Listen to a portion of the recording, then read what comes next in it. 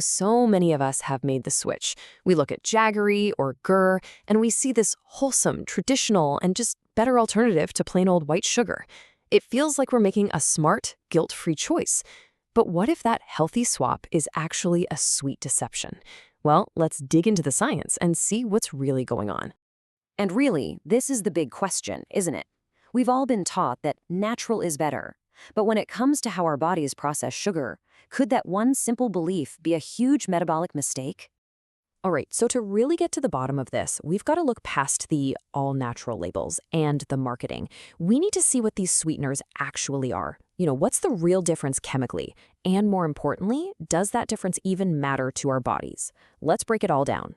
Okay, so on one hand, we've got Jaggery. It's made pretty simply, right? You just boil sugarcane juice until it thickens up, and that process traps all the good stuff, the molasses, the minerals, right inside. Then you've got white sugar, which goes through this crazy intense chemical refining process that strips everything away until all you have left is 99.9% pure sucrose. I mean, based on that alone, Jaggery sounds like the clear winner, right? Okay, but this is where the plot thickens. Let's look at the most basic thing, calories. Per 100 grams, Jaggery comes in at 383 calories. And white sugar? 387. They're pretty much identical. We're talking a difference of 4 calories. 4. So let's be super clear, from an energy perspective, your body barely knows the difference. You're not saving any meaningful calories by making this switch. But you know what? Calories are only part of the story. Maybe not even the most important part.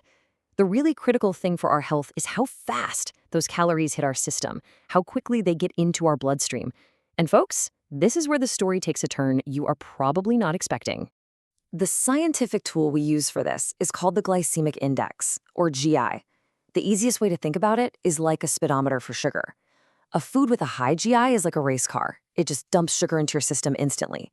A low GI food is more like a bicycle, giving you a slow, steady release. And it's pretty obvious, right? For long-term health, we definitely want the bicycle. All right, get ready for this, because this is the number that just blows the whole healthy Jaggery myth out of the water. I'm not kidding, I had to double-check these numbers. Refined white sugar, our baseline villain, has a GI of 65. Now look at Jaggery. Our supposedly healthy, natural alternative clocks in at a jaw-dropping 84.4. That is way higher. It doesn't just raise your blood sugar, it hits it like a freight train. So you're probably asking, how on earth is the natural stuff so much faster? Well, it's because it's full of these things called invert sugars.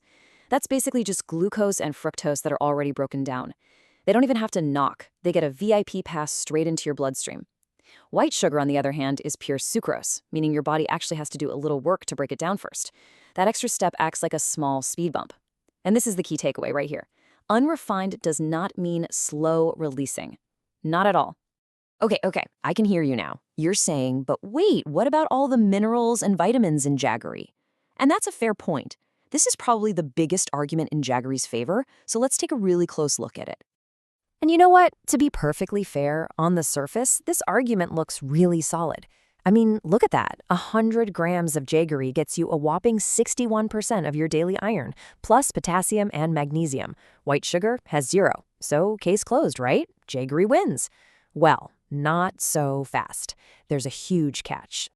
And here it is, the big catch. To get that impressive dose of iron, you have to swallow 383 calories of a sugar that we now know spikes your blood sugar like crazy. The metabolic damage from that sugar bomb just completely wipes out any benefit you'd get from the minerals.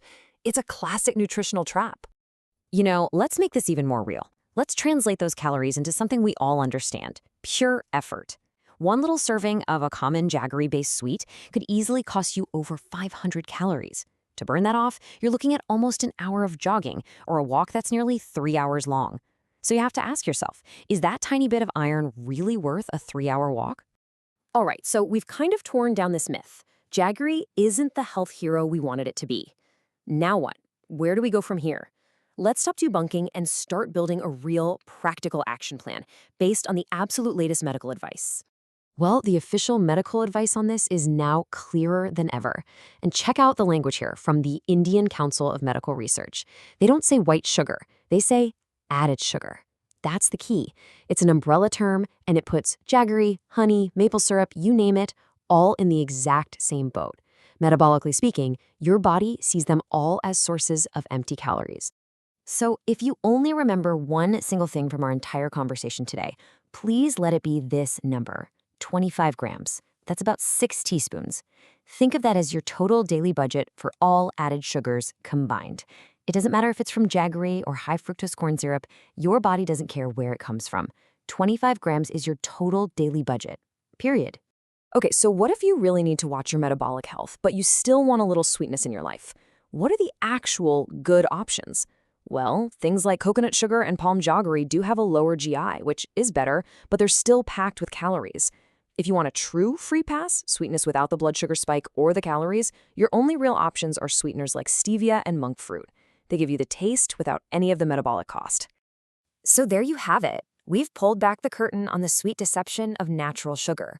The big lesson here is that it's not about natural versus refined. It's about the actual measurable impact a food has on your body. And really, that just opens up a bigger question, doesn't it? What other so-called healthy foods in your kitchen might need a second look?